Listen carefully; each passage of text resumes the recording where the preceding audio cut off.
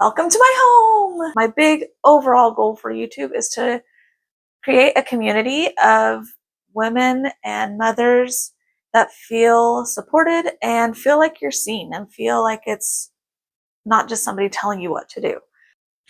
That's kind of right in the middle of her face, but sorry, Dolly. It's alright. One of the reasons I wanted to start YouTube was to kind of share a bunch of the things that we've done and the things that I've learned here at home, bring people encouragement, and help you in your journey as a mother. I think it's so easy in today's society to feel like motherhood isn't enough. We need to be doing more. And I think it's really easy to get busy and distracted and lose sight of what's really important. I always dreamed of being a mom. And so I'm really grateful that I get to spend every day at home with my kids.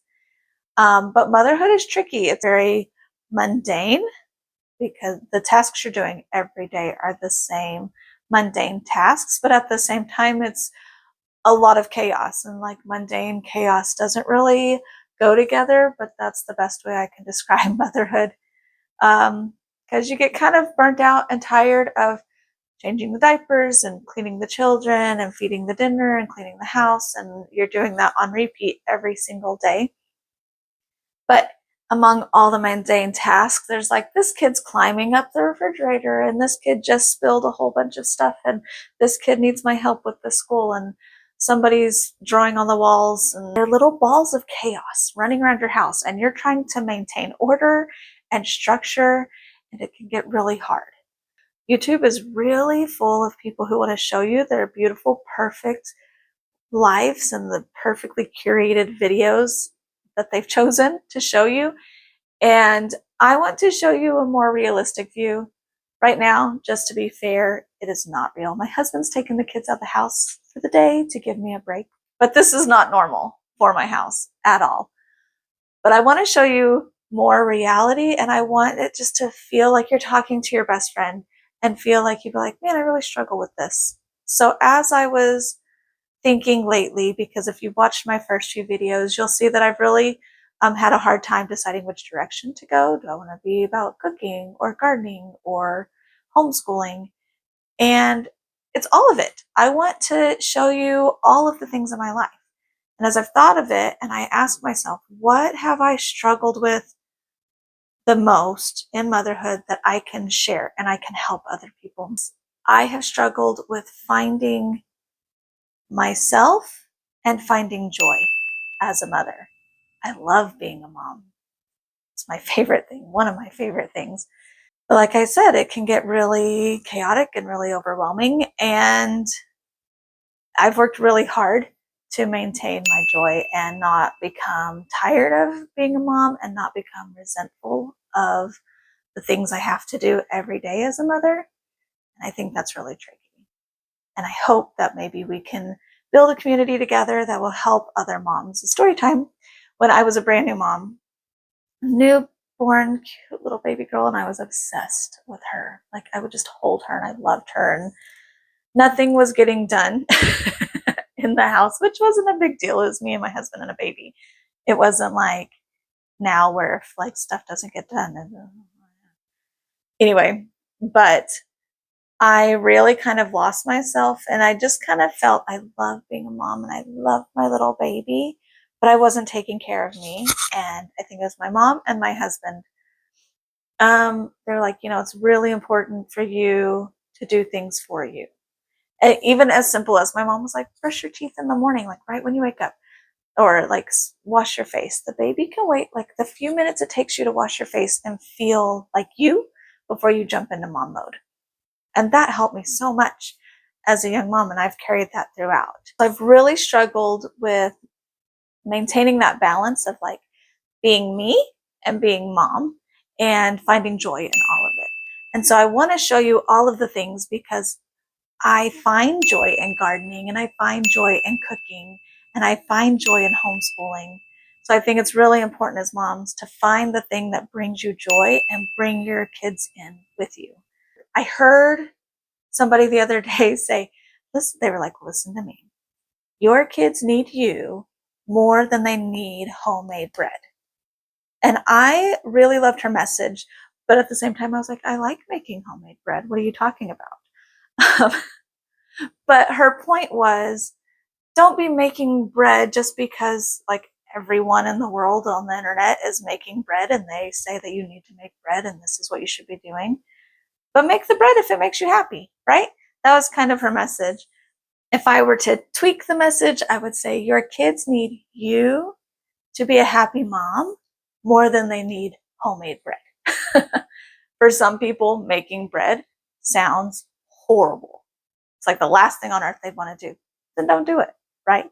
Your kids do need you, but they need you to be the best, happiest version of you that you can be in your life. And I'm not perfect at it.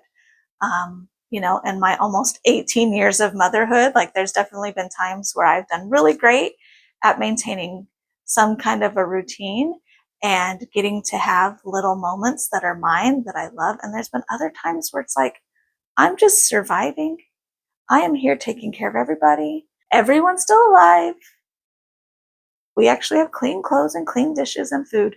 And that's what we're getting right now. And that's okay. If that's where you're at, there's nothing wrong with that. I just hope to lift you up and help you to get to a place where you can feel like you're thriving instead of surviving. And not from a place of judgment, but a place of love. I really want you to feel loved here. I want you to feel a sense of community. And I want you to feel like you could come to me with problems or struggles. Think of me as your big sister, right? Like, man, I'm really having a hard time with this. And I will try to help the best I can. Sometimes all I can do is just sit in it with you and I can go, yeah, that's a hard stage of life and I'm here. But other times I'll try to offer some kind of tips and support and ideas. So just a few things that have brought me joy. Like I said, cooking and gardening. I discovered early on that like paper crafts aren't for me.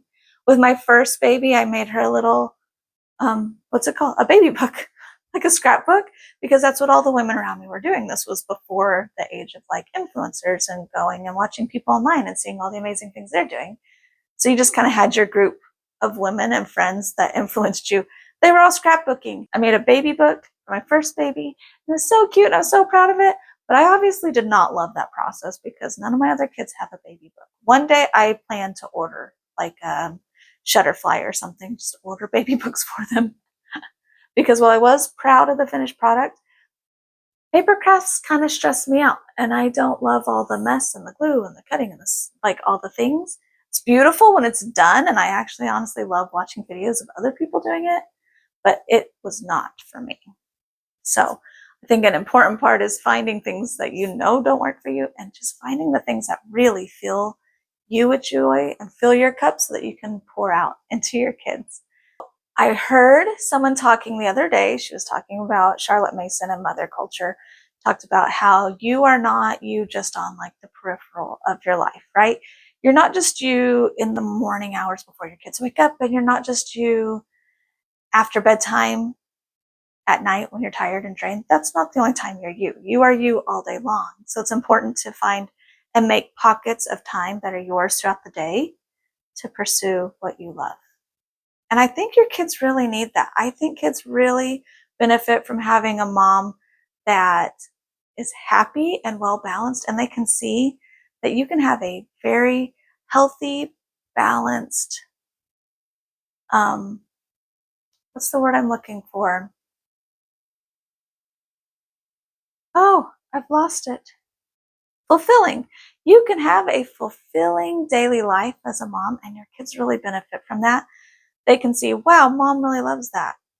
And they can see that being a mom isn't just all the hard work and the labor and the mental load, but it's like just bringing your kids along with you on your journey of like, this is something I love. Let me share it with you. And your kids really benefit from that and benefit from having a happy mom who is exploring and learning and continuing to grow as a person, right? We don't just stop once we become moms. We don't just stop growing and stop learning, but it's exciting to share that with your kids and they see that. I have fallen into the really bad habit of doom scrolling at night. I've turned into somewhat of a mombie, like mom zombie. And I heard someone say, like, lots of times you'll catch moms doing this. It's self-sabotaging behavior, right? Because you know you need sleep. but it's like in a way to like reclaim your time. It's our time. It's our time. We've done everything for everybody else all day long, and now it's my time. And I'm claiming it, and I'm going to sit here. But we're like drained and tired, so we end up doom scrolling or binge watching or eating the junk food and staying up way too late. So then if we do manage to create pockets during the day for us, we're too tired to enjoy it. And we end up just like not doing the things we want, not pursuing our own interests because we're so tired. So my goal right now is to reclaim my sleep schedule. So I'm going to take you on a little trip. I'm going to get real close to you. Excuse me. Sorry. Excuse me. Really close. I'm going to be cleaning off my nightstand. There she is. Isn't she beautiful and dirty? I got to kick toys out of the way. Bye-bye, toys. Hi. Can you see me? My nightstand. She's getting cleaned up. And I even bought myself this cute little clock. Very simple, but it does wake me up. I've already tested it. So the goal is to move my phone away from my bed. It'll be charging way over here. I know it's still in my bedroom, but I feel like I need to have my phone in case of emergency. But this is all getting cleared off. It's going to be a beautiful, lovely space with only an alarm clock so that I hopefully don't stay up too late at night.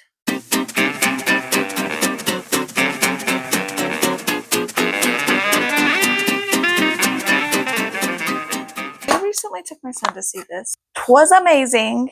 Youth Theater actually just announced that as their main stage summer musical, which we're super excited about. I might tell y'all, do a video another time about the story of our theater because it's awesome, amazing, love it.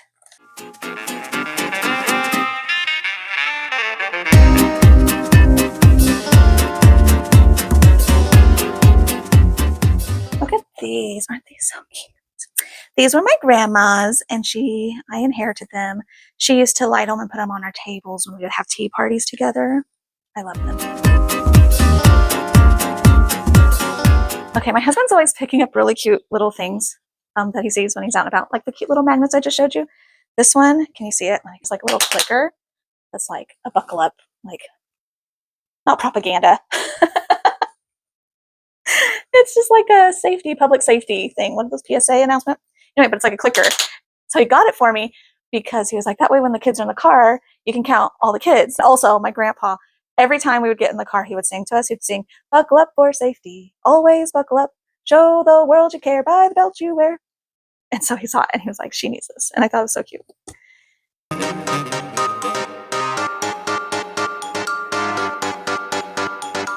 I know it's a children's book. It's called What Do You Do with an Idea? I know it's a children's book, but it's really kind of pushed me out of my comfort zone whenever I'm like, oh, that's a cool idea. And then I don't do it because I talk myself out of it, which, okay, I do that all the time. This has helped. So I keep it here to remind myself. And this is here because I'm going to read it. I am. Okay. And then my clock. And my to-do list, which if you watch my video on making lists, this is going to be here by my bed. So at night, I can just do a brain dump of the things for tomorrow. Ta-da! All right, nightstand set. I've been making baby steps on my sleeping this week. You'd be so proud of me. The real test will be this week. My oldest two kids go to an early morning scripture study class, and we have to leave here 10 till 6. So that's going to be the real test of my sleep routine. But I think we've got it. Thank you for coming along with me. Thank you for helping me clean off my nightstand. I would love to have you join me. Please subscribe, join this community, help me make a community of realistic videos for uplifting and motivating moms and just helping us to be stronger together, right? We can do this. Bye.